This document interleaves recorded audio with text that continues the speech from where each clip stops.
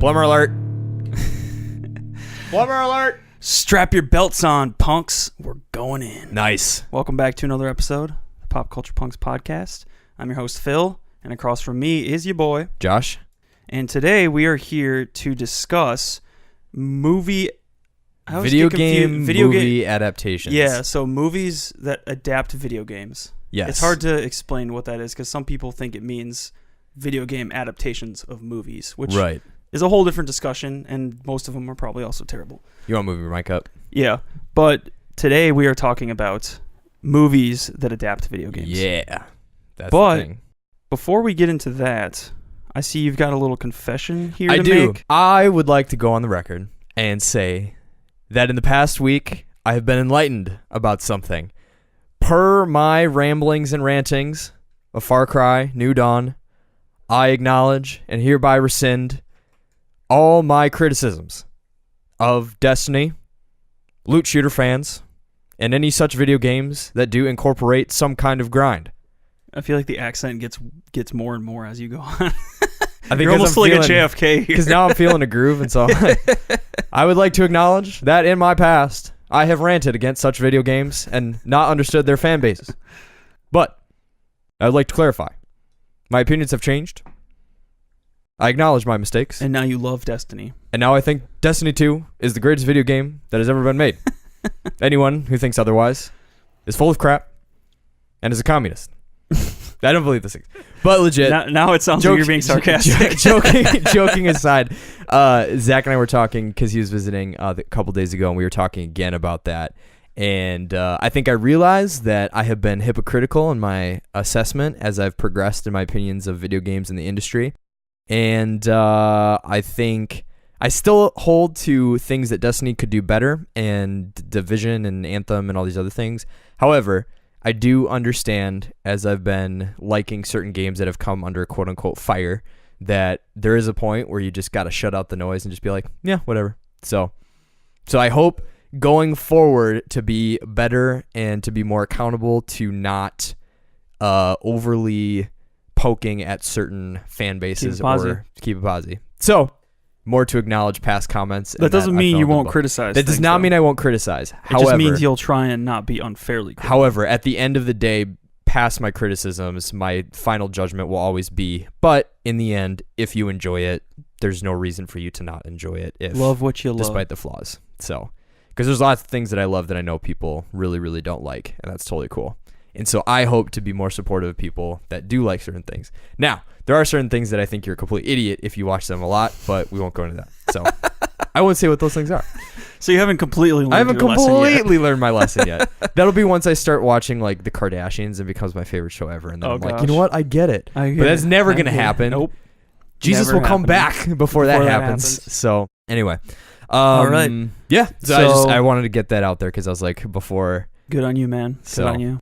To be more open and to acknowledge we've been doing this since 2016. That was like when we first actually named our podcast the Pop Culture Punks. So It's been about 3 years, and things change in 3 years. Yep. I don't want to move and shake and grow. Learn how to manage that pit. Also, I've been hearing from like my Gloria was saying that she used a joke about a mosh pit in her classroom, and that her students didn't know what a mosh pit was. And I was like, excuse me? Are you serious? I mean, you don't have to have been in one at that age, but like you don't even know what it is. Yeah. Yeah, and I have my two younger cousins who I shout out a lot. They didn't know what a mosh pit was either. And I was like, kids these days. How are you going to survive the real world if you don't know how to survive a mosh pit? I'm going to have to find I remember back in my Warped Tour days, there was this like poster that was like going around on social media. It was like mosh pit etiquette or something, and it's kind of funny. I'm gonna find that and post it on social media to let people know what a mosh pit is. Nice. That would be a good shirt, like mosh pit etiquette. Yep. Rule number 1, a bunch of rules. Yeah. I like it. Let's do it. I'm writing that down. Anyway. That was it. So that was my opening remarks. Other than your love for Destiny now, what else you been up to this week? Any good recommendations for the people? To be honest, I didn't engage with a lot of new stuff. I was doing a lot of prep for the episode this week, which I'm actually really excited to talk about. I think I'm really glad that we kind of picked a certain smattering of movies and kind of dove into them. So I'm really stoked to get more into that later. Still been jamming Demon Hunters albums. I got your text Friday that you'd been listening to War. I'm curious what your thoughts are on it, as I know you've kind of shifted away from metal as a more consistent genre that you go to, but... Are you asking me right now? Yes. Go. I'm really digging War, and I haven't listened to Peace all the way through because I created one playlist that just has them like sequentially, but I haven't made it to Peace yet because I keep only listening to War. Yeah. But I'm really digging it so far. I think Demon Hunter for me is sometimes hit or miss because like instrumentally they're like super brutal, and when he does like the screams, it's super brutal. But sometimes I don't jive with like his clean vocals for some reason. Like they don't feel as like visceral as some metal can be, like Ivan's vocals. Yeah, that's a good point. But I think with that being said, I think this album has a good balance of both of those types of vocals. And I think he utilizes his clean vocals a lot better on this album. Sure. In a way. And I'm not saying they're bad by any means. I just think they sound dope on this album. And like every song almost has like a different metal vibe to it. Like I forget which one it is, but it might be the third or fourth track on the album. It's almost got like an 80s, like a late 70s, 80s like heavy metal sound to it. Like just the guitar wise.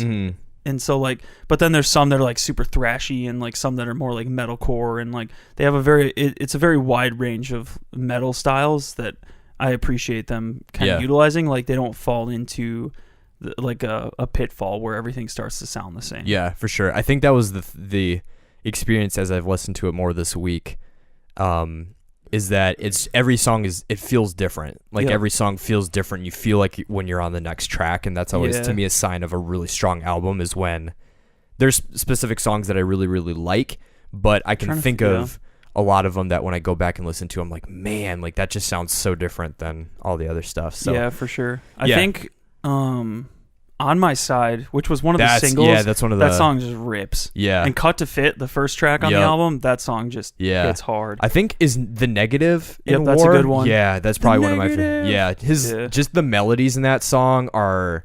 And it was weird because like the first time I listened to it, they do this weird distortion thing with his voice in the opening parts of the song, with like even with the guitars too, and it was like, oh my gosh, this is intense. But then the way how they kick into the chorus is just so smooth, and then just his transition into the cleans is just, it's incredible. It's so good. So that I'm really digging that album, and I didn't think I was gonna like Peace as much because I interpreted it as like it was gonna be more just like synthy and like less guitars and stuff, but it's basically just the same thing, other than not the same, but it's still got like the heavy guitars and the drums and stuff, but it's got more like synth wave type stuff to it, but it still like kicks like it's still them. Definitely. Basically. So I'm digging what I've heard from that too. For sure. My favorite is the title track for that one, Peace. Yeah, that's so a good far. song. So yeah.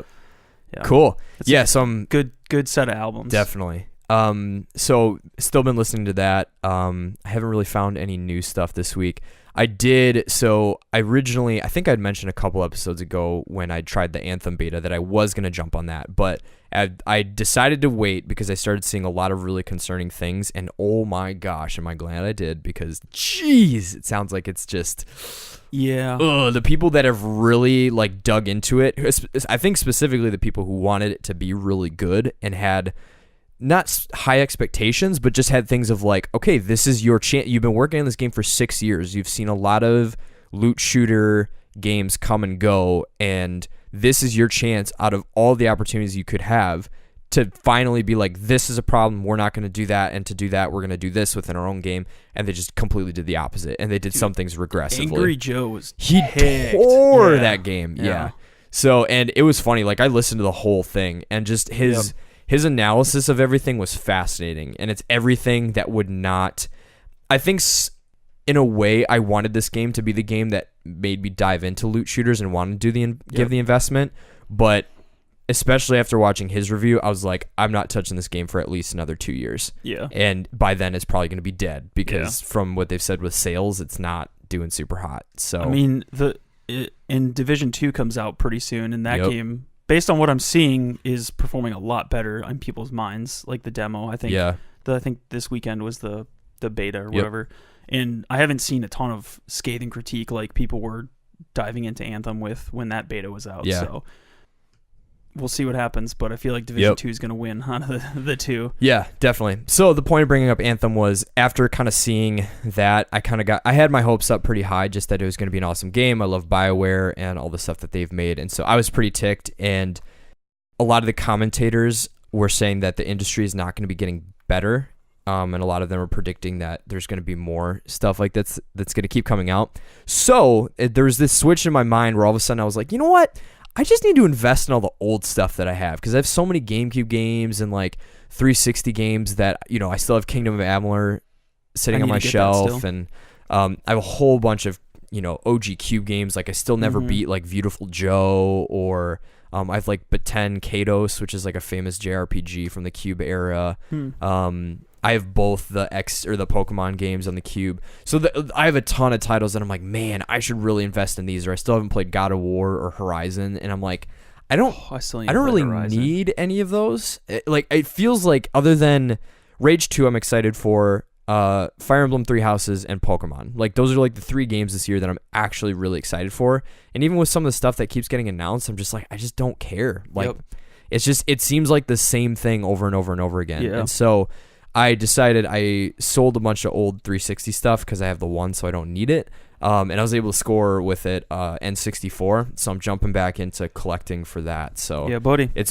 I had one a couple years ago, but then I sold it all to get a PS4, which I remember that I helped you list that. Yeah, because I had no idea what I was doing. So, but I'm glad I did it at that point, because I think at that point that was kind of the transition for me to really get into the new generation.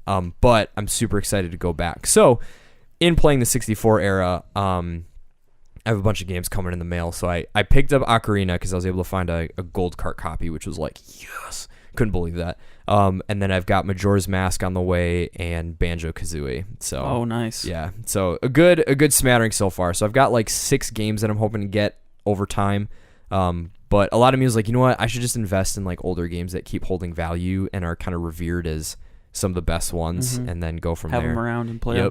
Yeah, definitely. So, and then the last thing is, as a result of kind of jumping into that older stuff, I've had my save file on the 3DS version of Ocarina of Time stuck at the water temple for forever, probably like a year almost. Dang. And I just never went back to it. And I don't know what it was. I think we were just kind of chilling Friday night, and I just wanted to like sit on the couch and play something, but not a console game. And so I fired that up again, and I pulled up a guide, and I just sorted my way through it. I finally beat it on the Shadow Temple now, and I'm one dungeon away from finishing the game. So my hope is to beat that within the next couple days and go from that one then to Majora's Mask. Because I don't know what it is, but there's just been stuff I've been seeing of Majora's Mask and the vibe for that game on just like different art things that I follow and websites, and I'm like, geez, I want to go back into that game. Like I never played it full the way through. The first time I played it as a kid by myself, we had to like sell the copy because I had nightmares about the giant moon crashing into the thing. So actually that's kind of a callback to our third Halloween, or our first Halloween episode we did. We had a good laugh about that. I had terrible nightmares of the giant moon. That's hilarious. crashing into the town. So I'm a man now, and I'm ready to go back and kick that thing's butt. Nice. Yeah, that's all I got. So you're planning on playing Majora's Mask on the 64? I think so. Might as well go OG if you got it. Yeah. I think that's kind of my goal. Like I've got the cart for Majora's Mask and stuff, and it'll be good. But yeah, I think I just kind of want to experience. There's like all these things that I'm like, man, I probably have more patience now to handle some of this stuff, and I have more resources that, even if it gets difficult, I could like just fly through it. Yeah. And So I'm actually I'm pretty excited to go back and play it through the 64 era. So cool. Yeah. How about you? Like we talked about, I've been on Demon Hunter. Yeah, buddy. Checking out those 2 albums. Tight. Trying to think of what else. I haven't done a ton either, other than the movies that we're talking about this week. I started playing Oblivion again because I had been playing Fallout 76 and having fun with it, but then I don't know what changed, but I think when I was playing it before, it was like the beta and then into like the opening release of the game. And which meant there wasn't a ton of people playing who were high level. So like I never had a problem with like enemy levels. Mm-hmm. But now I'm just trying to beat the main quest just to kind of see what it's about. And like I can't get to certain areas because like I'll fast travel there and the enemies will be like level 60 to 80 or something because there's a level 120 hanging around in the instanced enemies. Oh, weird. Instanced to his level. So it scales it to the highest person? It scales it to whoever entered the area first. Yeah. And I posted on Reddit. I was like, what the heck is going on here? Is there a way of getting around this? And people were like, you're playing the game wrong. And I was like, I guess dumb. And it's stupid. So I was like, okay, I guess I'll try and play it the way it's meant to be played, which basically you're supposed to play like a survival game. Like you kind of stick to the areas for my level right now and then move on. But like the problem is the main quest takes you all over the place, like to all the different areas. So literally you almost can't play the main quest. You can't play the main quest like you would a normal Bethesda game, in a sense. And there's no difficulty setting or anything. So like I'm kind of just like, so I'm basically level 13 and like according to Gods Online, you have to wait till level 20 to move to the next area. And the area I'm trying to get to is like level 40 or something. I'm like, okay, I'm done. Yeah, like I'm going to get smoked. And luckily I didn't pay anything for the game because it just came with the Xbox that I got for Christmas. So like I just have it. Sure. But that's frustrating though. I could see that being... it sucks. It basically made me realize like it's just not for me and I gave it a shot. Yeah. Again, I enjoyed it before. I got to like level 30 or 40 I think on my PS4 save file. Mm-hmm. And it was fun. But at that point I was probably the highest level person on the server. Right. If there was anybody even on the server. So maybe if they introduce private servers someday, sure, then I could just hop into my own world and like explore by myself. I almost wonder why they didn't do that to begin with, because I feel like then it gives you less challenge, or if you want to just kind of play the game naturally. Yeah, they basically said they didn't do it just because that's not the way the game's meant to be played. And people are like, that's stupid. Like that's like a integral part of like PC gaming in general is like having private servers and being able to mod, and like they basically just took away all that stuff. So yeah, so all that to say, I've been playing Oblivion again because I still wanted a similar sort of experience, and then I have a lot of nostalgia with Oblivion because it was one of the first Bethesda games I really jumped into. So I've been going through that, and it's a blast so far. So are you playing it on the One X? Yeah. Nice. I'm curious because I mean that's a Xbox, the original era. It's 360. Was it? Yeah. Oh, you're right. It came out pretty soon after, I think, the 360. Oh, you're right. Morrowind came out on the I was original. making a Morrowind. Yeah. I do have Morrowind, but I haven't gotten into that. How does it yet. look? Like, is it fairly... I mean, obviously, it probably doesn't look like a next-gen game, but no, can not you notice at all. It looks decent. It looks about as what I remember it looking like. I enjoy the visuals. I think it's very nostalgic in, like, the 360 sense. Like, it has that feel to it. Yeah. It's a very bright game. Like, Bethesda, for some reason, really likes God rays in their games, and this is no exception. Sure. But yeah, so far it's decent. It doesn't perform very well from what I've noticed. Like it's not super like laggy and stuff, but I'll notice sometimes when I'm opening a menu it like stalls for a moment, or like the frames drop in certain areas and stuff. So I'm a little bit surprised about that, but what are you gonna do? It's a Bethesda game. Yeah, and it's a Bethesda game. So like I'm enjoying it just for what it is, exploring and doing some quests and stuff here and there. And then the other thing was I got back into Pokemon Emerald because I got a cheap copy of that. Dude. So, and that's basically the last thing I've done. So maybe I could tie this into the news item that we got here. But playing old Pokemon games makes me realize that like nostalgia is not strong enough in a sense to actually make me enjoy certain aspects about those games. Sure. Like I'm already kind of annoyed at the game because one, there's HMs. Yep. And like I basically planned out my whole team like I've done for the past 2 gens, and then like not having to worry about HMs.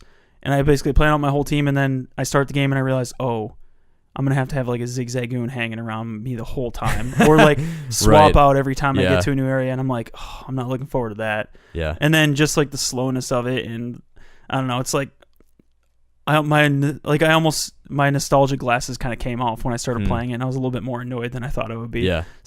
So the news item we have is that they announced the new Pokemon games, Shield and Sword. Yes. Which people have been complaining about those names, but I think they're more creative than most of the things that have come out. Like a color. Yeah, like a color or a gem or whatever. Right. But to each their own. But that being said, I think I actually enjoy, like, for the most part, like Sun and Moon and probably these new ones more than I actually enjoy, like, playing the old games. Even more, like, thinking about Let's Go even, it's like that game was fun for the first time, but I don't have any desire to like really ever play it again. Yeah. It's kind of like the only reason I like Kanto is because I have nostalgia about the original games. Yeah. So like if I'm going to play Kanto again, I'm just going to go back to either the originals or Fire Red and Leaf Green. Mm-hmm. Like Pokemon Let's Go, like it's almost like the older I get, the nostalgia kind of fades in a sense, and it makes it less fun. So I've been noticing that with Emerald, and with the new games, it almost has me more excited for newer Pokemon games now because I enjoy like not having HMs, being able to do certain things like walk and run faster and actually get to kind of see the world around you. Yeah. And I'm excited to see what kind of Pokemon they come up with because I was really happy with Ultra Sun and Ultra Moon with the designs they came up with that, because some of my favorite Pokemon were in that gen, like Salandit was one of them that I really liked. So I'm excited to see what happens with that game. Yeah, so. For sure. Yeah, no, I remember I was talking to a couple friends about just the criticism that it was getting, and I kind of get it because I know that there's been so many changes with like even Let's Go. They were saying, it's not a main line, but then people were freaking out, but then people actually really liked it. And there's some things that I'm a little worried about. I love the catching mechanics in Let's Go, and I liked the overworld. I hated the Pokemon Go crap. Yeah. I agree. So I'm kind of glad to see but I'm in as much as I enjoyed it. Like I went to like the power plant. I actually did play Eevee or Pikachu yesterday, and I went to the power plant and like trying to catch a Dratini and got Zapdos and stuff. Did you ever end up beating that game? No. I played it for like 20 minutes and I was like, all right, I'm already kind of done. I mean I beat the entire game and caught all the Pokemon and did everything other than beat Red and Blue, I think. Yeah. And at that point I was like, I've done everything that I can do in this game. Yeah, exactly. Yeah, and it's still good, and I still see a lot of value in it. I think there's just a stockpile of other stuff coming up that it was one of those games where I haven't touched it since we did our episode, I think at the turn of the year. Same. But coming back to it, I was like, man, like this was fun. Like I enjoyed this. No, yeah, I didn't say that to say like it's a bad game. Oh yeah, I would say it's definitely like a $30, $40 game, not a $60 game. Yeah. But it's definitely not something I can see myself playing for like another 5 years probably. Oh yeah, no. After beating it. It's one of those where it's like going back to it, it was a lot of fun. I remember, man, there were a lot of things about this game that I really enjoyed, but I have other things that I'm more excited to play, and so I don't really want to go back to it and invest a bunch of time in it. So. I think like in Sun and Moon, they did enough things for me that like changed the formula. Especially Ultra Sun and Ultra Moon, they got rid of that annoying tutorial crap. Ugh. But like the way they kind of revolutionized certain things and changed it in the Pokemon designs and the world design, like it felt more fresh in a way, even though they were kind of doing the same thing. For sure. And I hope they keep that kind of stuff, like the feeling about it, and then take that into a new world that actually has gyms, which I'm excited about. Yes. Gyms coming back. Yeah. So yeah, I feel like the older I get, the more excited I get about new Pokemon games, and the less excited I get about old Pokemon games, in a sense. Yep. Like playing Emerald's fun for nostalgia factor, but like I would probably take like a newer Pokemon game over an older one, just because like I've actually enjoyed what they've done, right, for the most part over the past couple gens. So. Yeah, and it's hard too because I think as I've been playing Ocarina again, one of the hard things I'm realizing is that I think, again, if these were the only games I had right now, I would be enjoying them a ton just because it's like you get to explore, you kind of have to figure it out. But in a weird way, those were made in an era where you couldn't just... It wasn't designed for people who had as much stuff to play as we do, in a way. Yep. And there were a lot of options, obviously, but they're more methodical, and you have to play them a certain way. And I think we've almost, over the years, been attuned to certain changes that make it really hard to go back to some of those games. I think if I had all the time in a world and I had a month and the only game I could play was Emerald, man, I would pour into that game. It's a great game. Yeah. And I'm probably still going to keep playing it. Right. But it's like, but the feeling of it's taking too long. But just like the HMs, that whole thing, I'm like, mechanics. Why didn't they do this so long ago? Yeah. Like, HMs was such an unnecessary, like, it's almost like they're trying to do like the Zelda thing where you have to like, oh, you can't pass this block, so you need to find this other item and then come back to this dungeon later so you can get to this new area. They were like trying to do that sort of thing that JRPGs do, but just very poorly throughout the years. And like once they were gone, it made me realize like, wow, this is a huge weight lifted off my shoulders when it comes to Pokemon. Yeah, so definitely. Cool. You can actually plan your team more tactically. For sure. All right. Well, diving in. Yeah. Movie or video game to movie adaptations. Let's run through a quick list of some movies that do exist. Definitely. As a precursor. So I'll say the ones we're going to be looking at specifically for this episode are Super Mario Brothers, which is kind of just a meme more than anything, but I'm actually kind of excited to talk about it. Yep. The new Tomb Raider movie from 2018, and then Assassin's Creed, Which also was 2016. That was from 2016? Yeah, I double checked. Whoa, it's from a couple years ago. I remember, did we see that in theaters? Yeah, we saw it in theaters. It was that like during 3 finals years week ago. or something. Holy cow. Okay, so yeah, those 3 movies will be the main ones we're kind of looking at because we don't have enough time to watch every movie in existence. But, oh wow. 2016. This is interesting. So I'm just going to start at number 1 and we'll do like the top 10, 15 just because I'm not going to read 47 movies. Yeah, there's a lot. But this is Rotten Tomatoes based on like top rated to bottom rated. Cool. So number 1 is Rampage 2018. Really? Yep. Wow. That's bullcrap. It's got a 52%. And then number 2, we got Tomb Raider, 51%. Then we got Final Fantasy, The Spirits Within. Angry Birds movie at 44%. All right. Wow. It's all the little kids. So we got Resident Evil, Pokemon First the movie, Vendetta from 2017. Okay. So I was going to say, I'm not really like going into specifics movies about the movies. I'm just kind of setting the stage genre, for what has been done. Sure. Pokemon the movie, I Choose You, which I don't know if I classify that as a video game movie, but whatever. Resident Evil, The Final Chapter from 2017. Mortal Kombat. Dang, some of these I wouldn't expect to be this high up. Prince of Persia, Sands of Time. Resident Evil, I'm guessing that's the first one from 2002. It's got a 34. Yep. DOA, Dead or Alive. Oh gosh. How is that at a 33? I can think of a few reasons, but we'll... Yeah, based on the cover. Final Fantasy VII, Advent Children. Silent Hill, 2006. Resident Evil Retribution, and then Warcraft at 15. I'll stop there. But yeah, we got a lot of like old Tomb Raider ones, Need for Speed, tons of... The whole list is like Tomb Raider and Resident Evil, basically. For the rest of it. So yeah, that's kind of the stage. Like, if you know anything about movies, you know that most of those are not very well received. Yep. As far as films are concerned. I think we should also note. So we stopped at top 15. So the list that Phil read was the top 15. So 2 of the 3 aren't even in that list. Right. So at 26 is Assassin's Creed, and all the way down at it didn't even make the list. Super Mario Bros. Isn't even on. No, it is. Is it? It's at 14%, so it's 32. Number 32. Oh, I missed it. It's right. You're right. It's right between Pokemon Forever and Pokemon Heroes. and Hitman. Yeah. And Max Payne. That actually wasn't too bad. But anyway. A lot of these are just like run-of-the-mill action flicks that probably don't perform well from critics, but like people were probably like, yeah, that was dope. Yeah, so one of the reasons, to kind of dive into explanation of going with Mario Bros, Assassin's Creed, and Tomb Raider, is I know Tomb Raider, there's been a reboot of the games, and so there's new source material. Assassin's Creed was pretty controversial, I think, with people's what they anticipated them adapting with, and the Mario Bros was so old, and it's just ridiculous and crazy. It's not like...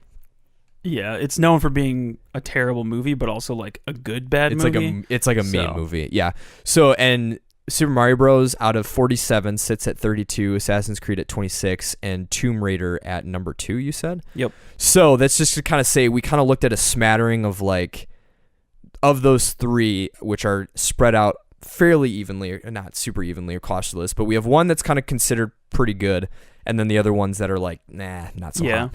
And 2 of them are more relevant, which is probably why we chose them. Definitely. And we had already seen one of them. So yeah.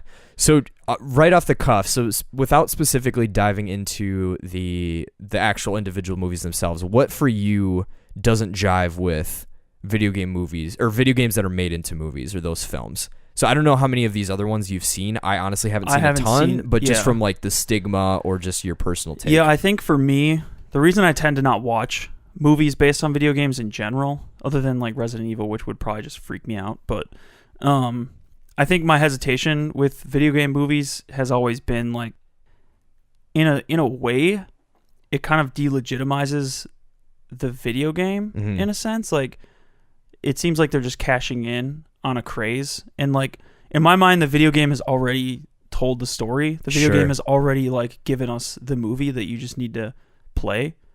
So like, because I've heard people talking about like, oh, they should make a Last of Us movie or they should make an Uncharted movie, and I'm like, the game is the movie. Like the game, like the experience, like a video game in itself is already kind of a medium, and trying to turn it into a movie in the way that they tend to do, almost just like it's just a worse version of what you would have experienced if you just played the game. Sure. So when you say when they tend to do, so what are technical things that you think that they do? They tend to repeat in terms of like style or execution from video game to movie transition.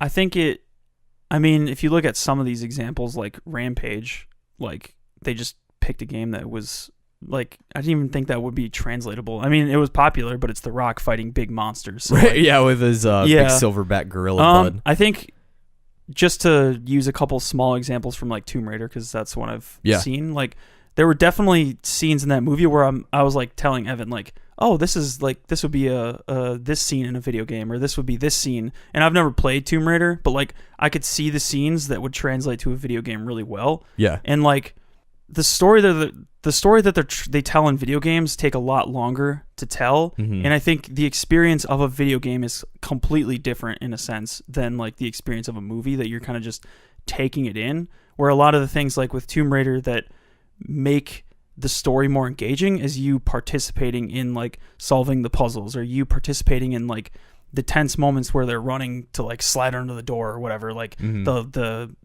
like all the crazy action sequences. Yeah. So I think stuff like that, like, and then in other instances, like they kind of just try and tell the same story, like, and I think specifically the reason why the Pokemon ones I kind of write off as not being the same thing is because it's like the same, and granted those are rated pretty poorly as well, but those take like the same premise but like do something different with it. And I think using Tomb Raider again, like I feel like my impression of Tomb Raider, like they did something different in a sense, like they tried to do the origin story, but I feel like they weren't trying to just be the same thing in a sense. So definitely. No, I think your point, and I think that's a huge point to be made, is that one, so it's kind of, I guess, this is not what you said, but one thing that comes to me is the game should just be good enough as a game. Yeah. Like it shouldn't necessitate, I understand the logical leap of like, wow, this was a really great narrative world. You could tell more stories in this world, but I think like you said, they never tell more stories. They just tell the same story. They take the exact same characters. Exactly. They make them into this other slightly watered down variation to make it more palpable for more audiences. And I think the people that they're not catering to the fan of that genre or that franchise. They're catering to your average moviegoer to try and get them to come to the movies. And instead of being like, okay, instead of telling the story of Joel and Ellie from The Last of Us, we're going to dive into what happened, like what was like the spread or the outbreak before that. Because to me, that does more work, because as a game, that would suck. Like I feel like that's almost the question that they have to answer is, what is going to be more interesting to watch versus to play? And I feel like that's, like you said, there are moments in Tomb Raider where you're like, oh, that would have been a quick time event. Yeah. Oh, that would have been like an action shootout, duck behind cover scene and things like that. And so those were some of the moments where it was an action movie. And I to be honest, Tomb Raider is really good. I was really surprised. And there's a few things I'll dive into details. Than I thought it would be. Yeah, but I think in terms of specifically looking at the adaptation portion, I feel like movie directors need to ask like, what would suck to watch and what would suck to watch versus play, and how can we take what people would want to watch instead from those narrative worlds and then expand that out? Because like to me, I don't know, I haven't finished The Last of Us, but I know there's like the Firefly faction, and how did those leaders come to power? How did the virus spread in the first place? Like, what are some of the first outbreaks that happened in the world? Because the way the game kicks off is it just kind of comes in, so that would be really fascinating to see like another town that gets overrun by it, and to like some of the other emotional storytelling that you could do there that maybe rests more in the details, but then gives you more information of like, wow, that's a lot of backstory to carry into the game, and it gives you more value both ways. And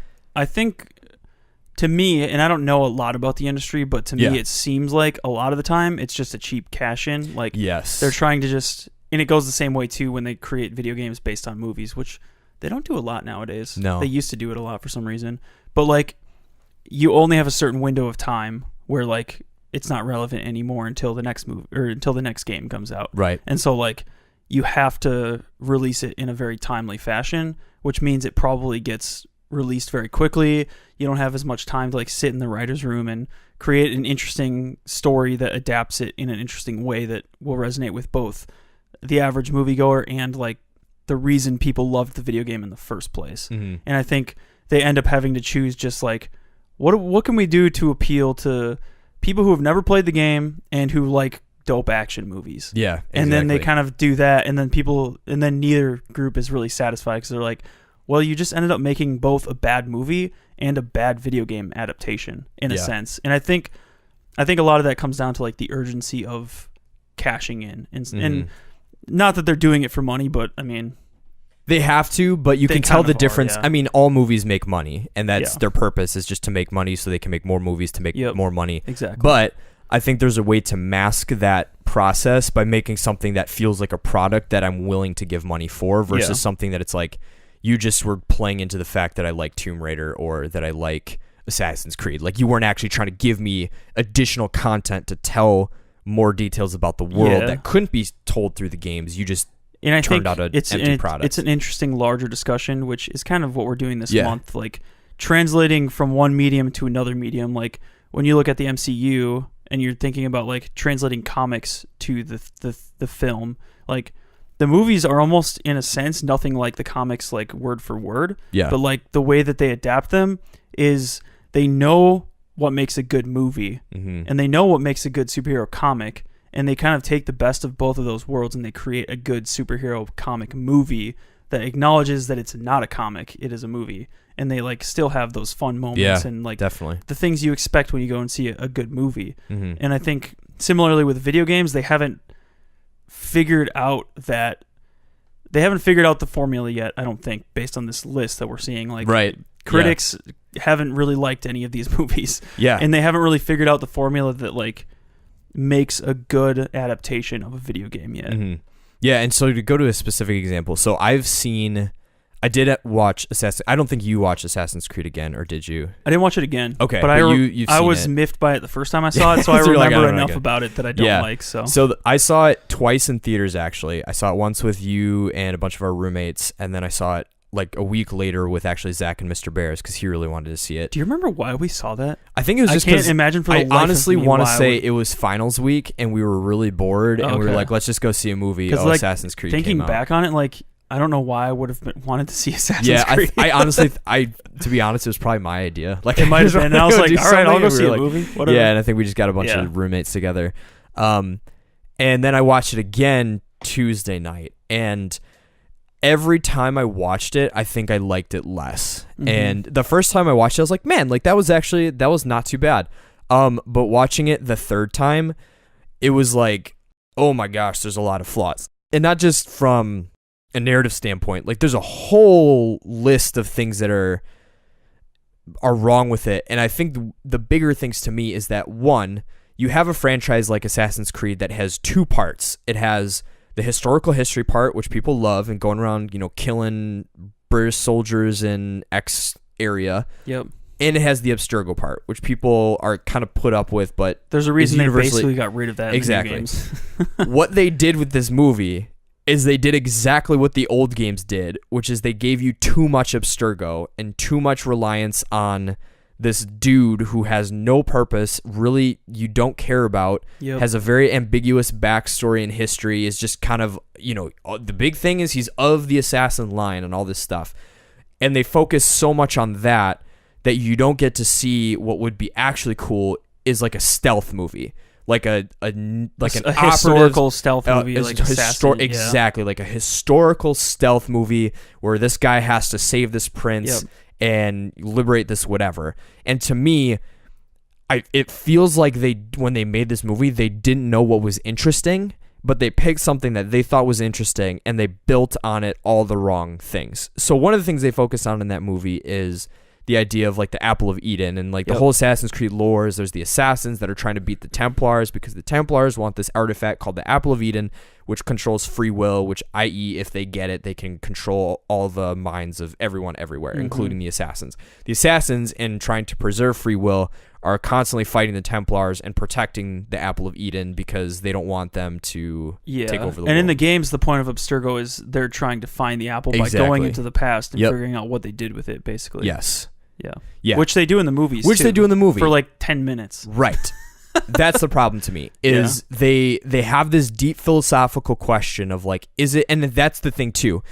The deep, interesting philosophical question to me then is, okay, you're wrestling with a really complex topic like free will and it being attached to this item, and you have this faction that they're, by definition, they kill people, like assassins, like that. They're not going around selling cookies. Like their whole role is to go around killing people to protect this artifact. The artifact. But you have the Templars who are so caught up in their high and mightiness of like, well, we need to rid the world of violence and all this stuff, but we really just want to take over everyone's minds, that both sides are completely okay with murdering and killing each other.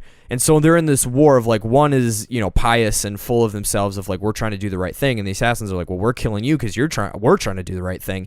And they don't dive into like to me, the main character Cal is constantly questioning, like, why am I here? Why am I here? I don't want to do this. This is dumb. Blah, blah, blah. I'll get your stupid apple. Whereas to me, I feel like it would have been so much more interesting if he just would have been an intelligent character that was brought in, and they're like, well, we're trying to get this apple because we're trying to rid the free will. And it's like, but you're killing people for it? And they're like, well, yeah, because like that's what you got to do. Yeah, their whole crux is they're trying to, the only way to get rid of violence is by like taking away people's free will. Exactly. But like the only way to get the apple is to use kill violence. People. Exactly. And so like, it's this but they don't dive cycle into that like irony. Exactly. Yeah. And to me, it's like if you're going to be talking about these things and have all these people be doing these like really making all these lofty decisions that don't make a lot of sense, that to me as a viewer is not super interesting when all of a sudden all these ideas are being missed. And especially when you have an action movie, or you have a movie that is based on this game that is all around going around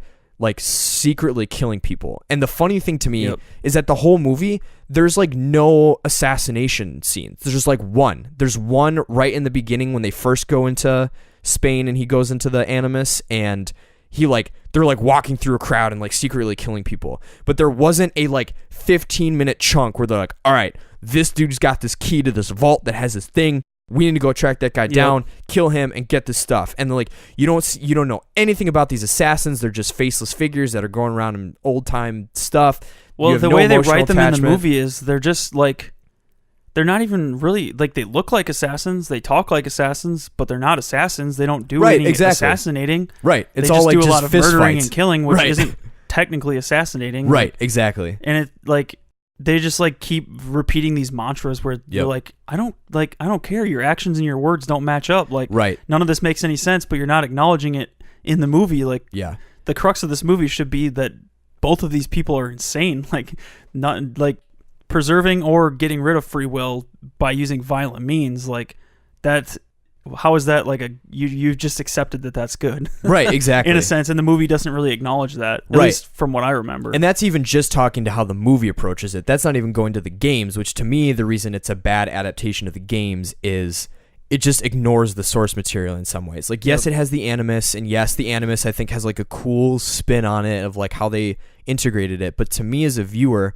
the reason I was interested in seeing the movie is one of the coolest things in the games that I think they could have had so much fun with is sometimes it can be really difficult to pull off really dope stealth assassination kills just because of how like the motion works, and you're playing a game and you're not super, you don't have a lot of fidelity with it, or you're just learning it, and so you're kind of like flubbing along and you trigger all this stuff. And so to me, what would have been so much more fun to watch is seeing these like highly trained, super skilled, generation-led assassins going through these really cool locales and assassinating people and like doing it with purpose. Like, and you kind of find out over time, like, oh, this is what the war is about. This is what the stakes are. This is why there's a conflict, and this is why this is how they're justifying killing in the name of whatever they're doing, and like kind of like having more of a moral reason for things. Right. But it just centered on like the weird technology stuff, which looked cool, and it made for an interesting like action sci-fi film that Yeah. But to me, when I think of that movie, I can't think of a single character that I care anything about. No. Not a single person is memorable. All of them are very cookie cutter. Yep. And which is weird because like some of them are pretty good like Michael Fassbender. Yep. Is that who? Yeah. Like he's very talented. He's a good actor. Yeah. And they just didn't use him. Yeah. Well, and they just, and to me I'm giving all these criticisms, and a lot of the criticisms is basically my criticism is basically you should have made a different movie. Which, I mean, isn't fair in that I don't know what budgets were like. I don't know what accessibility to certain Yeah, and again, I think it has to do with the cashing in and to on me, the Assassin's Creed this phrase. movie felt like a cash-in. Yeah. And I think, to your point, this like the technical things that they did and the things that they chose not to focus on and do and invest if there was a budget issue, the things that they apparently didn't invest the budget into in terms of more time in the historical setting and more time revolving around the act. Because to me, I don't care about the Abstergo, whatever the frick it is.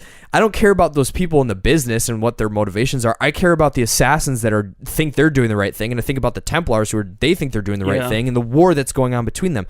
I don't want to see this dude in a cafeteria getting roughed up by like all these other guys who are in there. Like that's just dumb. Yeah, like it's not interesting. The different conflicts. Right. Yeah, and so. Yeah. Like the conflict was between this guy and this corporation. Exactly. Whereas the conflict should have been more about the larger conflict between like the Templars and the Assassins. Exactly. Which on a small scale it kind of is, but they refer to it, way. but they don't engage with it. And you don't get to engage with it as a viewer in a new sense versus playing the game and feeling like, man, I'm assassin. I want to watch it and be like, man, I wish I was an assassin. And that's kind of the feeling that they completely And it doesn't help missed. that by the time this movie came out, Assassin's Creed was like a tired franchise. Yeah, and there was a lot of issues. And that was before they I think that was before Origins, right? Because Origins came out. Might have been 2017. Let's see. So, but anyway, so that's enough about. To me, that's kind of my thoughts on Assassin's Creed. I don't know if I think it's been a little longer for you, but yeah, I agree with you. I think I liked the movie on my first viewing, but I think I walked away from it thinking like that could have been so much better. 100%. Like none of it made sense. They just get the apple and then he immediately kills him. Yeah. Like what? Okay. Yeah, like definitely. Usually in movies you get to see the ramifications of whatever you were trying to do the entire time before they stop them. Mm-hmm. It's kind of like the climax of the movie in a sense. Right. And the whole climax of the movie was just pointless. Yeah. Yeah. It could have been like a dope heist, like a heist thing. Like, oh frick, they took away our free will. How are we going to solve this problem now? Like, I think you basically hit the nail on the head. Like, they just didn't get what would be interesting about the world of Assassin's Creed. Yeah. And I admit I'm not a huge Assassin's Creed fan. I don't really play the games. I've played like the first couple, like not all the way through. But I think for me, the interesting part, and from what I've heard other people talking about, like, the thing that people love is the historical stuff. Right. They love the conflict between the Templars and the Assassins, and then getting to see that conflict play out through different like historical periods in time, exactly. like the Revolutionary War and the French Revolution and different things like that. And like, I have never heard anybody talk about how interesting the real life. Yeah, exactly. Like, there's a reason the newest games are doing way better, and they got rid of that stuff basically because like at the end of the day people are more interested in like the historical stuff and all that jazz. So yeah, I think definitely. they just missed the mark in a sense. And like, it's not a terrible movie. I don't know if I would even agree that it deserves the Rotten Tomatoes score it has. I don't think so either. I mean, it's definitely not a good movie, but I had fun watching it, and it's like it's an enjoyable action flick, I would say. But I think as far as video game adaptations, I think they completely missed the mark with adapting Assassin's Creed in a sense to any meaningful extent. Yeah, but I would agree. Yeah, and I think that's why to me it just missed the mark. And then I guess one of the things moving ahead into Tomb Raider, and I feel like Mario Bros is its own separate thing that we'll just kind of we'll have some fun at the end of that. Yeah, but Tomb Raider to me, and so this was a really weird situation watching this movie because I had incredibly low expectations. I was like, I'll probably honestly enjoy never it would have watched this movie same. if we weren't doing this Nope. episode. Yeah, I was like, nah, it's whatever. I convinced Gloria to watch it, and she at first begrudgingly watched it, but at the end of it, she really loved it, and I really enjoyed it. I was like, holy crap, I did not expect this at all. I think Evan ended up liking it more than I did. Yeah. Like, I was like, wow, I didn't think you'd like this movie. Yeah, and I mean, there's like some soapboxy things as to why I would say like I liked it for once. Like, we don't have this hypersexualized like Angelina Jolie style Tomb Raider. Yeah. Like she actually was a person that had to like figure stuff out. Yep. And to me, and this is like a spoiler, so spoiler alert for Tomb Raider going forward from here. One of the best scenes in the whole movie, and it was one of the best scenes I've seen in a movie recently, is so she escapes this camp because she's trying to rescue her father, or she doesn't even know if he's still alive, but he's somewhere. She ends up on this island, and there's this crazy guy who's trying to destroy the world, and she runs away and she escapes, and she's like surviving in this jungle, and she's terrified. She almost died like 4 times. Like she is not in a bad spot, and the actress is great. Like all the things that she's communicating is, I'm freaked the frick out. This sucks. I'm gonna die. I hate being here. What do I do? And so she's sitting there, and she gets attacked by this guy that got sent to come and find her. And there's this struggle, and she, there's a scene earlier that it harkens back to where she's in like a cage fight, and like, because she's practicing boxing or whatever. And so she's in this fight with this guy, and they're kind of like going back and forth. And it was like one of the first fight scenes like that where I literally was like, oh my gosh, like I'm really into this. And I think they were communicating, she is not going to get out of this. Like your perception is like she is going to have to do something. And so what happens is they're fighting, and it's raining, and it's like there's mud, and all of a sudden like something happens where she's able to get on top of the guy, and she's like pushing his face into the water, and she's like drowning him. And you can just see as she's doing it on her face, like, I am gonna have to kill this guy. I'm going to have to commit murder to not die on this island. And like she ends up killing him. Yep. And like afterwards she's just like shaking, like holy frick, like I just murdered somebody. And like she's just like rolls off of him, and she's just trembling, and she's scared out of her wits. And I just was baffled. I was like, that was fantastic.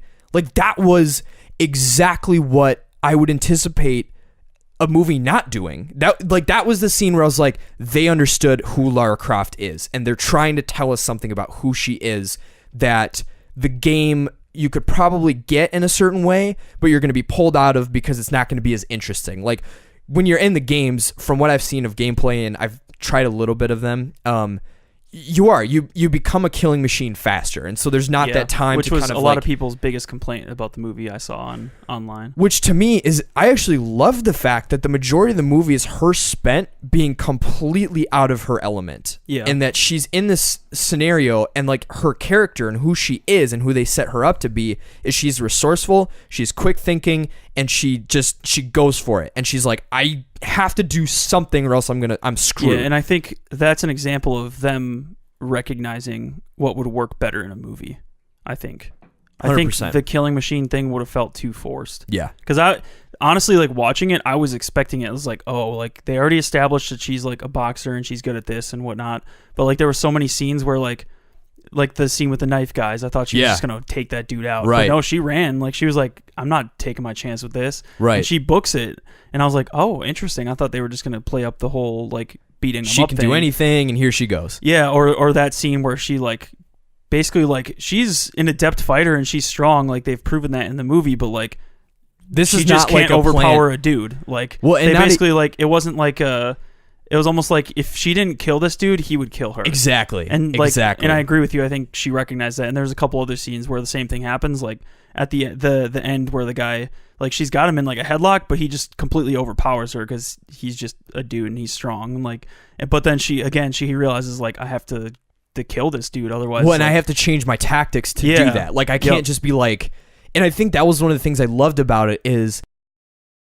One of the things I've heard about writing is that if you use happenstance for positive gain, that's cheating. But if you use happenstance to get your character into trouble, that's character development. And to me, that's what made this movie really good in my eyes. And I think a 51 is underdoing it. Like I think it's closer to like a 65, 70, where it's not perfect. I'd be curious to see what the audience rating is. Yeah, it was just like. They understood that to make Lara Croft interesting and to make this movie interesting and not just a recreation of the game of her going around like shooting guys in the jungle, they needed to actually develop her into who she is, which is she's a Croft. She's resourceful. She has to think on her feet, and she's not afraid to get her hands dirty in a do or die situation. And it was really surprising. I was super surprised.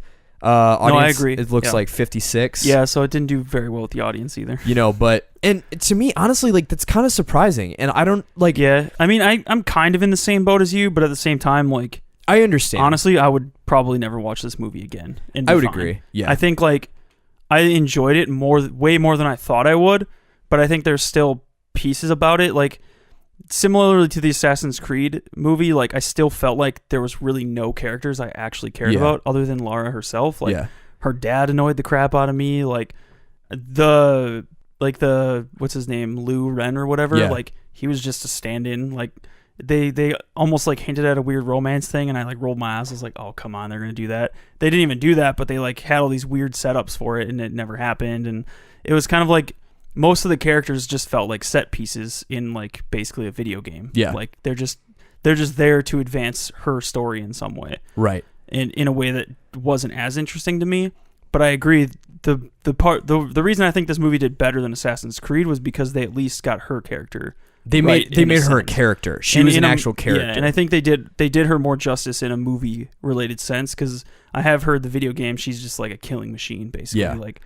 But in a sense, this was like an origin sort of story. Like she isn't technically Lara Croft's Tomb Raider yet. This was her first time raiding a tomb, basically. So she doesn't know anything, and so I think they did a really good job of creating her character in a sense. Yeah, and to be honest, I would agree. I probably wouldn't watch this movie again. But if they came out with a sequel, I would absolutely watch the sequel. Yeah, and and to your point, probably not happening. Yeah, we'll see. But I think to your point, they made her. They made her something that was going to be more engaging to watch, and it's weird because you could almost have like a Indiana Jones John Wick merging if you did, because I feel like that's the difference. Like if they try to directly rip from the more updated games, it would have turned into a Indiana Jones who's actually like good with guns and bows and arrows and stuff. Whereas instead they were like, what's going to be more interesting is to watch her progress as a Tomb Raider and to follow in her father's footsteps, which is kind of the theme that they set up throughout the whole movie and stuff. And so I think that was where this movie did nail it, or at least got close enough that it was more entertaining and enjoyable, that it wasn't just her automatically like a game being thrust in with superpowers. Because I think that's the tendency with like video games like this, even with Assassin's Creed. There's very little progression in terms of like, it's just kind of like, oh, assassinating is in my blood, I guess I'm good at it. And you're playing the game, so you're like, yeah, because it would suck if I have to like keep flubbing and like almost dying, and that's boring, and so you kind of have to have this little bit of superhuman knowledge or quickness of learning. And same thing with Tomb Raider. Like, it's gonna be really boring if you played this movie as a game, but I don't think I would want to watch a movie version of the exact. Like her just running through the jungle, murdering everybody, and like, well, that movie would be interesting, but it would have to be a different story. Exactly. Yeah. Like they wouldn't be able to do the origin story and have her be that adept, I think. But if it was like an Indiana Jones like tomb raiding type story where it's just fun, campy, like, oh, let's see how many traps we can escape, and like quick last minute escapes from things, like that could be interesting too. But that's not. Like they knew that wasn't necessarily what they were trying to do with this movie. Definitely. Which I think worked really well. Yeah. So I enjoyed it. So all in that to say, I think looking at those two specific examples, one of the things I would hope going forward that people adapting video games into movies would do is spend more time, like, and I'm sure they do to some extent, but I think just being on the outside looking in, being critical, spending more time with the source material to not replicate the source material, but to know what it needs to make it interesting on the screen. And I think Tomb Raider was good, and it did a better job than I think even some other movies I've seen that are not video game related of communicating information. But I think it could have, if there would have been more nuance to it, and there wouldn't have been as many, I think, characters that were kind of thrown in, and I think the first 2/3 of the movie was fantastic. I think once they actually got into the tomb, that's where it kind of started to deteriorate a little bit, and then it just kind of rounded off, and you're like, okay, like we made it through, and it was pretty good. For sure. Because like it was almost over. Like there was a half hour left, and I was like, what are they gonna do? It doesn't feel like this movie should be over yet. Like, yeah, exactly. Like I got to like the 2 hour or the hour and a half point, and I was like, how much time is left? Like, I feel like they haven't done anything yet. Yeah, like, exactly. Like, a lot of stuff happens, but a lot of stuff doesn't happen in the context of, like, what should be happening. Yes. Like, they spend so much time setting up this weird backstory for her that, like, the bike scene doesn't really do much. Like, it kind of establishes that she's quick at thinking and, like, whatever, but, like, a lot of the stuff, they kind of, like, front load a lot of stuff, and then once you get towards the end, it kind of just goes... Yeah, and it it's finishes just like, off quick. and here we go. Like, oh, yeah. I almost would have wanted more like quote unquote tomb raiding stuff. Definitely, like more interesting puzzles and whatnot. But yeah. So so that's those, and then just harkening back to what we said about Assassin's Creed, I think what that movie didn't do well, that it could have done better, is actually making the characters people that you cared about, and then diving into their backstory and the lore of the Assassins versus the Templars, and actually giving more depth to that war that is more fun to watch than to play. And I think they didn't do that. Yeah. So for sure. So before we get into Mario, I have a confession to make. Yes. I drank way too much stuff. Oh no. So if I run quick, can we edit it and then you gotta pee in that cup right in front of you? So I'm just kidding. I've been listening to the pipes all my life, kid. I've been listening to the pipes all my life. So yeah. Trust the fungus. That was relieving. Good. Because, oh my goodness. Now, to be honest, we put Super Mario Bros. On this list of 3 movies to watch. We probably should have picked like Rampage or Resident Evil or like one of those ones in the middle. I kind of want to see Rampage now since it did so well on this list. I was like, so we put it on the list because it's notorious for being like, I can't remember, it's Ed something who played Mario has gone on record to say like this is the worst movie he's ever been in, and he regrets having been a part of it. And oh my gosh. So I don't even know what to say. My first thoughts are, it is a terrible adaptation of Mario. Oh my gosh, unbelievably bad. Like I am baffled. Yeah, how bad an actual representation of that. Like I was trying to describe it to Evan like what it was, and I basically said like it's a terrible 90s sci-fi film if there were like 2 main characters are plumbers. Yeah. And the only thing about it that is Mario is the names. That's it. And like a couple little callbacks that are very, very inaccurate. Yep. Like the bomb thing and the mushroom thing, and like none of it is actually accurate to like the Mario games. Exactly. And in my mind, after watching it, I was like, how did anybody ever play Super Mario Brothers and then make this movie? Like, I 100% agree. And I looked at like the director's other films, and there was like nothing on there that was like noteworthy, and I was like, yep, that's why. That's why.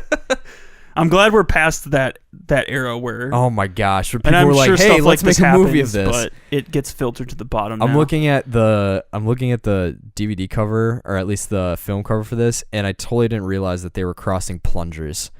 Like they're doing like this like sword Excalibur looking thing. They've got plungers, and man, so the reason we didn't include this in our actual like legit analysis is because this was the laughably worst attempt ever to actually take a source material from video games and make a film out of it. Like it wasn't even close. It wasn't even remotely in the ballpark. Like, it's PG, so it's from the 93 era where there wasn't really like a good rating system. So it's PG for sci-fi action, mild language, and sensuality.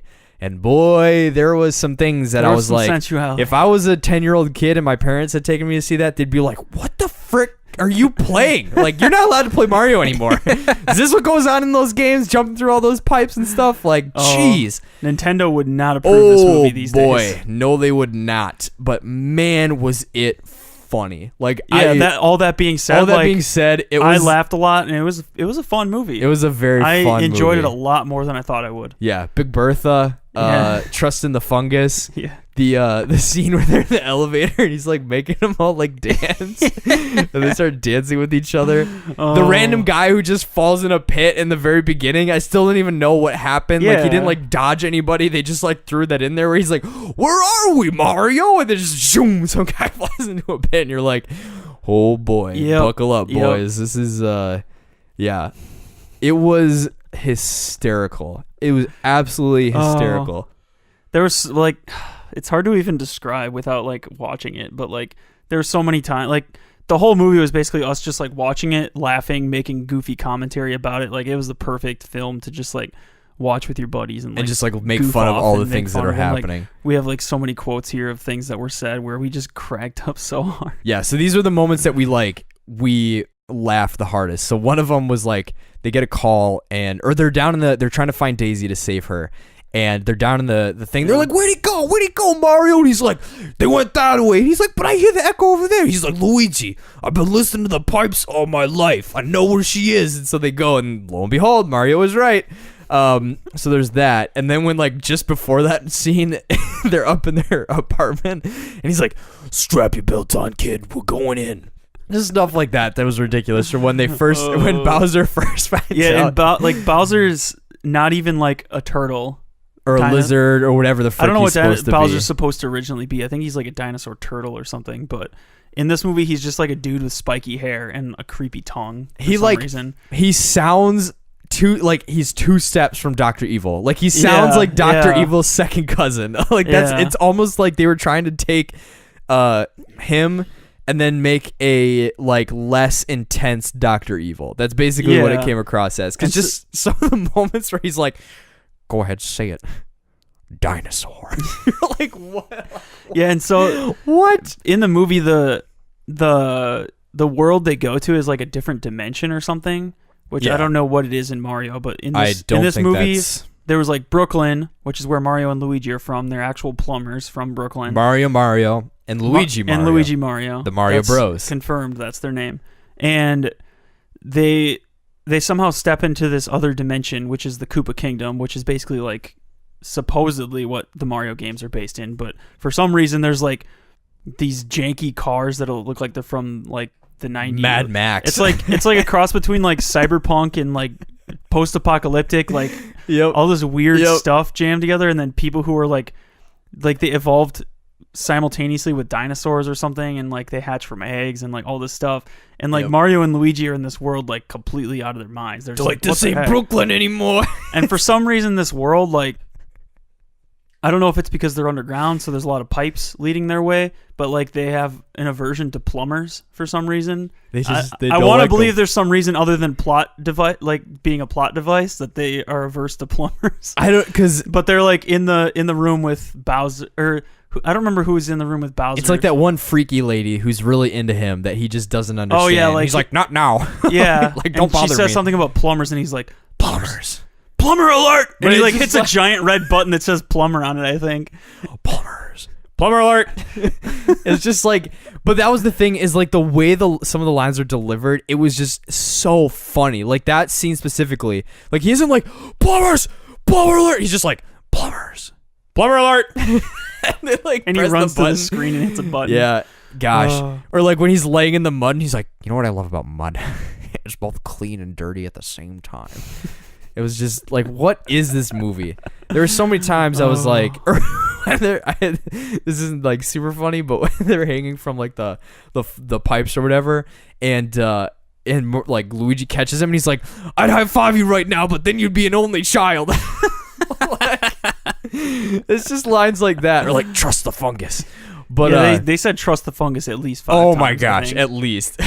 Which is like, she sure left an impression. The lady gets like drilled into the wall and fried to death, and her skeleton's like the only thing left in the impression. And Luigi just cracks a joke. Yeah, and like I love how Daisy's face. He's just like, "Am I right?" Daisy's like, she's like, "What's wrong with you?" Too soon. Yeah. Oh my gosh, this was the weirdest movie I've ever watched. It's so surreal. It was very surreal, but it was like someone thought this was a good idea. Like, I came out of it wondering, like, was this supposed to be a comedy? I don't know. Because it was written in, or the way I viewed it was a comedy. Yeah, absolutely. But I don't know if that's because that's what I was going into it as. But it felt like... You know what it almost felt like? And this might be a weird comparison, but it almost felt like Spaceballs. if that makes sense. Yeah, it felt like it was trying to be a parody, but I don't think it was trying to be a parody. But that's the thing, is it's like it almost felt like a parody movie because some of the things that they do, it's like, haha, that's ridiculous. But I don't know if it was trying to... Yeah, it's... I kind of need to watch it again just to... It was so bad. Get more out of it. It was so bad. Yeah, it was so funny.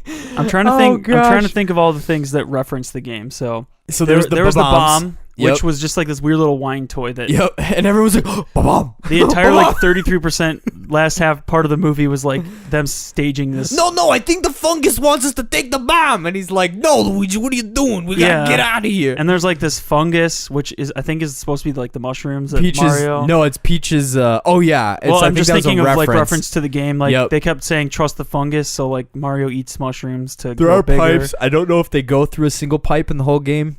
Yeah, the only thing was they were like crawling through the sewers, which are kind of like giant pipes. That's it. But there was the fire guns, which were kind of like the fire flower. Like they shoot little fireballs. But they're like flamethrowers. Yeah. They like blast out like a flamethrower, but then a little ball goes after. There's the Goombas. The Goombas. Which were basically just giant dudes with tiny heads. With very tiny heads. Like that was probably the heads. funniest part.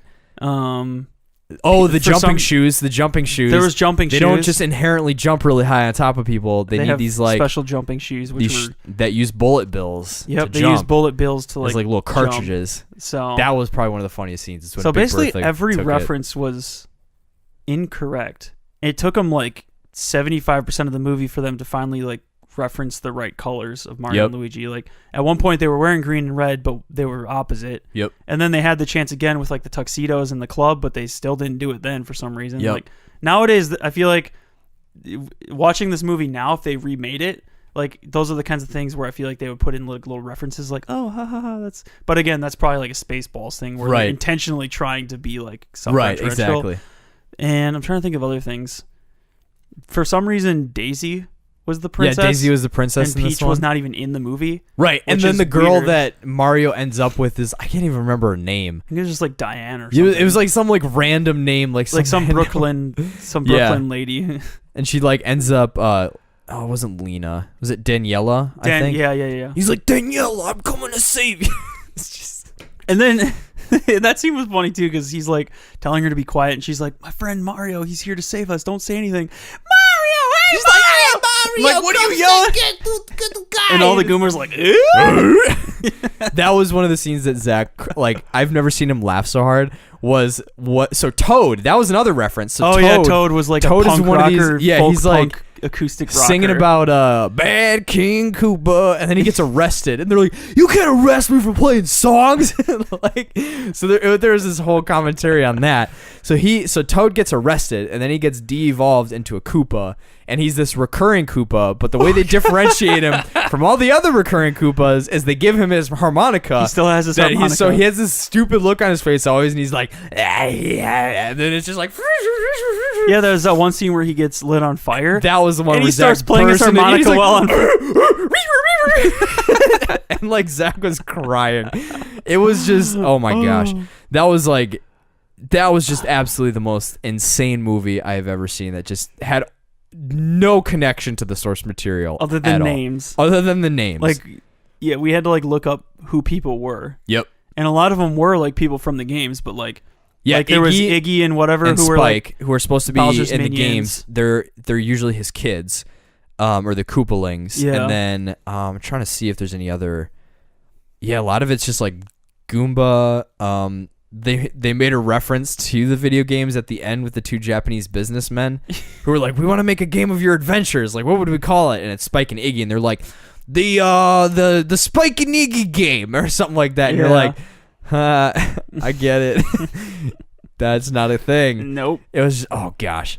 I just don't even know what else to say about this movie. It's a ride.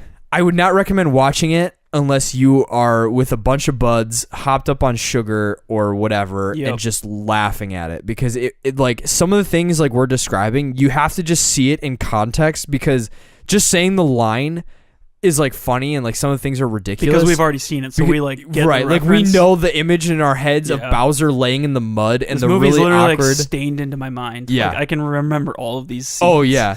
I mean, if this was like an ad, it was genius because it was terrible. But if it was an actual attempt to make a really good movie, oh my gosh, it was severely something lacking. else, yeah. But I gotta say, man, like it was one of those bad movies that I absolutely do not regret watching because it will forever. I don't regret it either. I will forever just laugh at how absolutely terrible it was.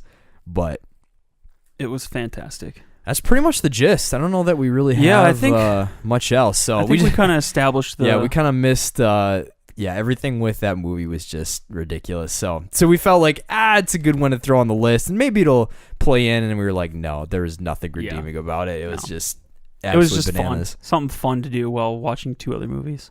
It's a cult B movie. Yeah. A cult B movie. A cult B. Yeah. Yeah.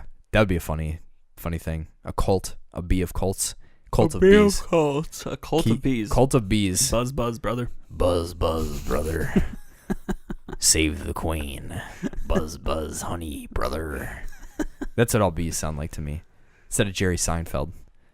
Have you ever seen the Bee movie? I've only seen the YouTube videos. Oh, gosh. Where the movie gets faster every time they say bee. It's pretty accurate. It's pretty accurate to the actual movie. Well, with that, any closing remarks on the transition from video game to movies? I don't think so.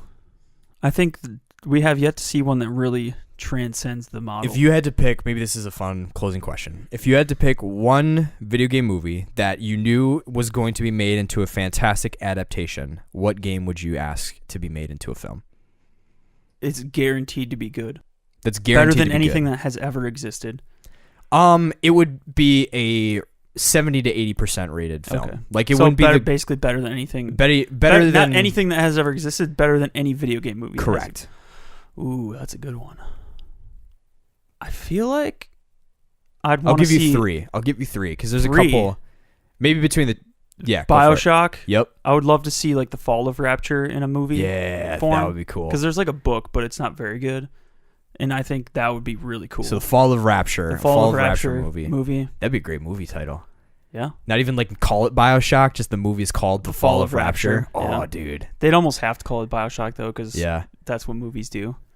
I'm just listing off my favorite games. No, it's basically. all good. I feel like a Fallout movie would be kind of cool. And maybe even something like The War of Anchorage or something, like some lore, like exploring backstory to it.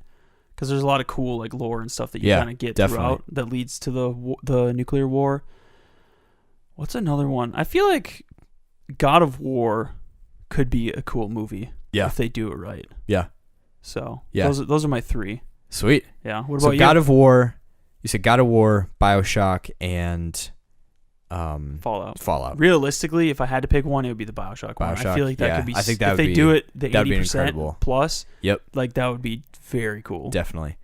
I would actually say Gears of War is on that list. I could. I almost see myself enjoying that more than the game. Yeah. To be honest, especially if it was like a precursor, like the War of the Pendulum or the Pendulum Wars and stuff. Pendulum Wars. No, exactly, because I think the thing that with those games that I love so much is the narrative. And I think if they were to put it in and then you'd still get the dope CGI bloody violence and stuff, but then you could still you could focus more on the story and tell the story of the soldiers and all the things that are happening. I did see Dave Bautista threw out there that he would love to play Marcus Phoenix. Dude. So Dave Bautista's Marcus Phoenix would be tight. That would be great. That'd be a tight film.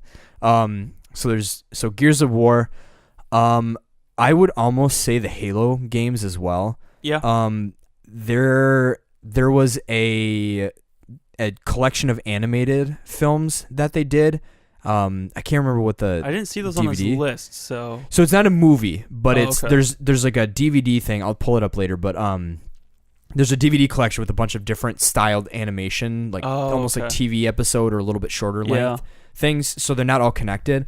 But some of them are really, really good. I think only one of them follows Master Chief, but just some of the stuff that they did with the storytelling was super cool. And just kind of, again, they didn't focus on like, we're just going to tell the story of Halo 3 in like new animated styles, but they actually told separate stories of like a different Spartan who's like a famous sniper and they have to assassinate one of the prophets of the flood. And like, they did one where it like focuses on like the Arbiter and him with like the elites and stuff, and so there's a lot of really cool things like that. And there was like a dope gun scene, and like I could see like the war and like the fighting and the gunfight scenes of that movie being really, really cool. Yeah, I feel like with the right director, that could be pretty dope. That could be a really cool like movie. Somebody who... Like a J.J. Abrams Halo movie. Like ooh, somebody dude. who's an established like sci-fi director. Yup. Who could make a really good sci-fi film, but also kind of has like a spot in their heart for Halo. Yeah. Like somebody who like loves the source material enough to know how to honor it properly. Yeah. Part of me would love to see a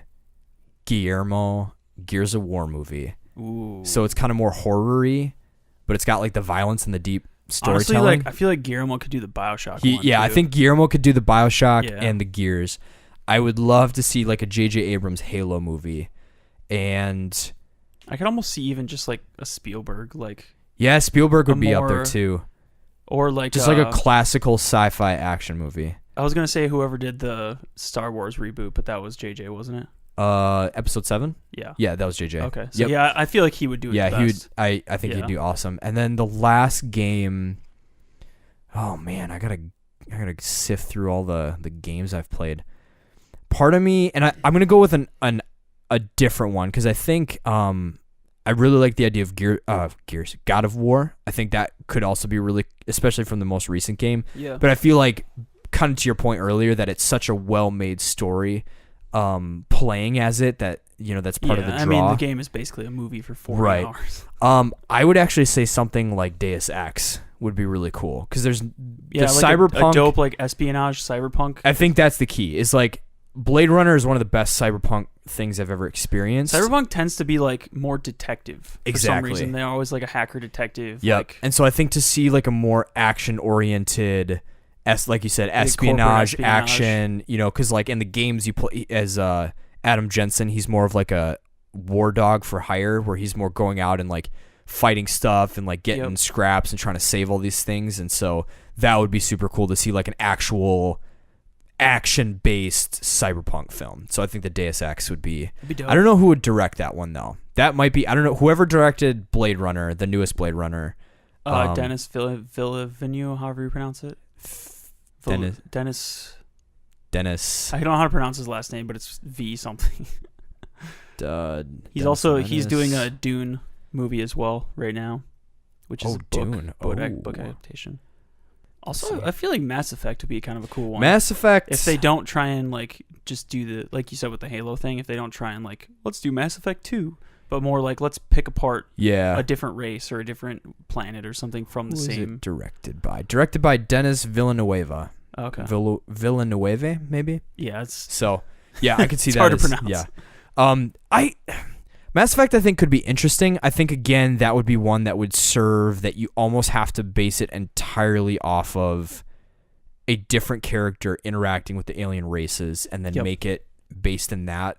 And I don't know how that would go, but basically just a dope space opera movie. Space opera. Like almost like a modern day Star Wars that's not Star Wars. I could see it being very Star Trek-esque. Yeah. Like Mass Effect being like a cool modern Star Trek. So maybe whoever directed the newer Star Trek movies would do a really good Mass Effect film. So yeah. So those are free ideas, people. If now Hollywood, you make me want that Bioshock one. Dude, I want that'll a be Bioshock movie. That would be tight. A Guillermo Bioshock film, man. Oh my gosh, that would be nightmare fuel.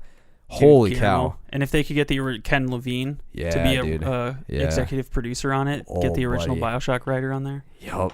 That'd be crazy. The Fall of Rapture, The Rise of Columbia. Yup. That'll be the sequel. Tight. The Rise of Columbia. Yeah, buddy.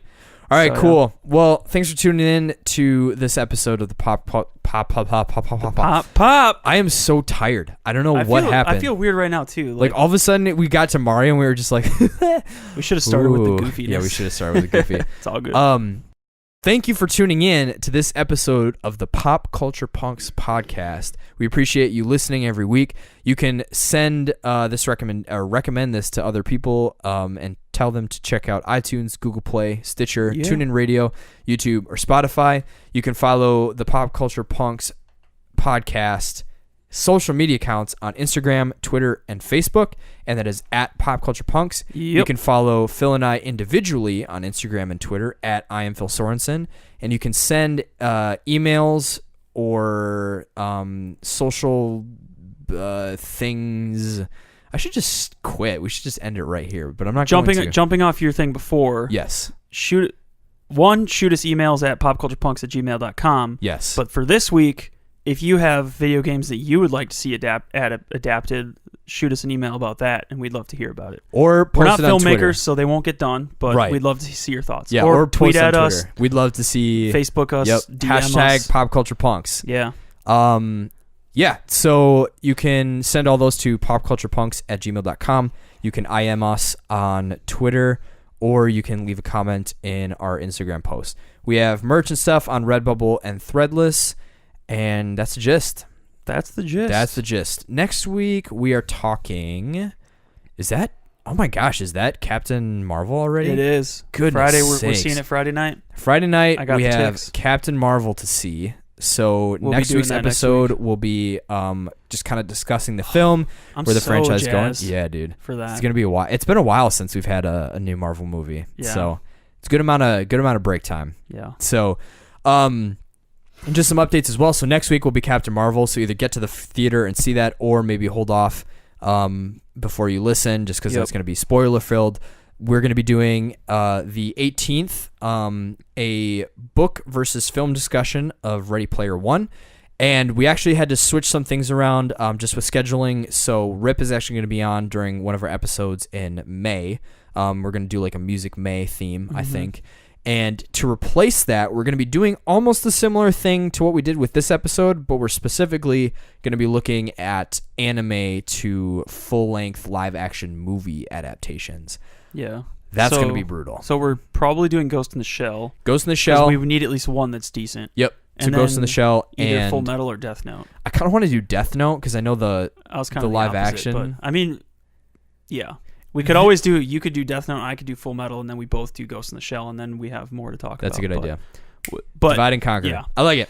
So that's just some updates on where things are headed and what to look forward to this month. If you have any ideas for episodes after like April, May, we haven't planned that far out yet, so we'd love to hear any recommendations. Yeah. Otherwise, thanks for tuning in. We appreciate your listens. Be sure to leave us a review or any comments or feedback. We really want to make sure that we're making the show as good as it can be.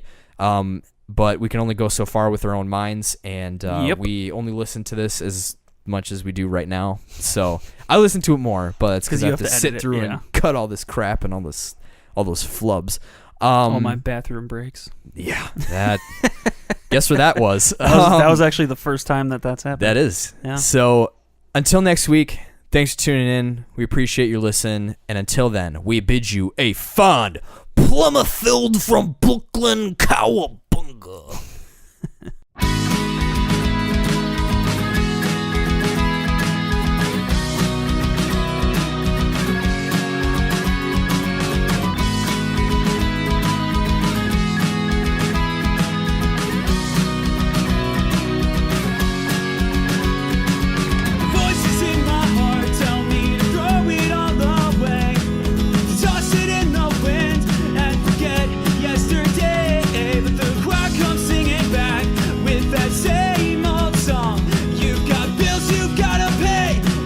Job security, but I've been dreaming about packing it all up, cause the war in me just won't relent till there's nothing left but dust. So what do you do when the walls start closing in, and everyone you love tells you it's all just in your head?